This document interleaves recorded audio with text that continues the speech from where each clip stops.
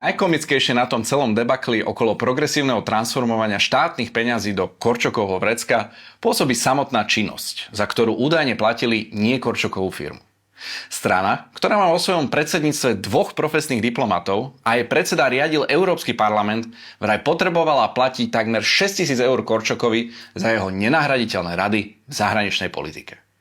Keďže zahraničná politika progresívneho Slovenska by sa dala zhrnúť tak do jednej holej vety, pritakávať Bruselu, úprimne by ma zaujímalo, ako asi vyzerali tie Korčokové služby, na ktoré Šimečka potreboval transformovať peniaze nás všetkých.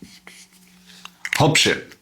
Musíme sa dostať ešte hlbšie. Povedzte mi, ako mocne a arogantne sa musia cítiť progresívci, keď sa rozhodli na prekrytie Šimečkovej podvodov ako utrhnutý z reťaze a samozrejme za masívnej podpory médií škandalizovať riadne zdanenú odmenu Michala Fica, ktorý ako konateľ agentúry Smer nesie osobnú zodpovednosť za jej riadny chod a účtovníctvo, keď oni sami len za jediný rok okradli štátny rozpočet o 14 000 eur na daňach a odvodoch len u Korčoka.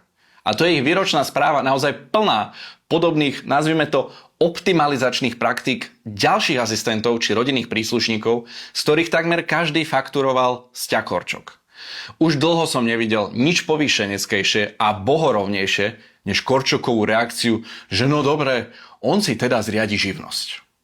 Nielenže všetci, vrátane novinárov, vedia, že progresívne Slovensko ho platí za jeho politickú a nie poradcovskú robotu a žiadne politické živnostenské oprávnenie naozaj neexistuje, ale hlavne naďalej nebude štátu, na rozdiel od Michala Fica, odvádzať plné dane a odvody.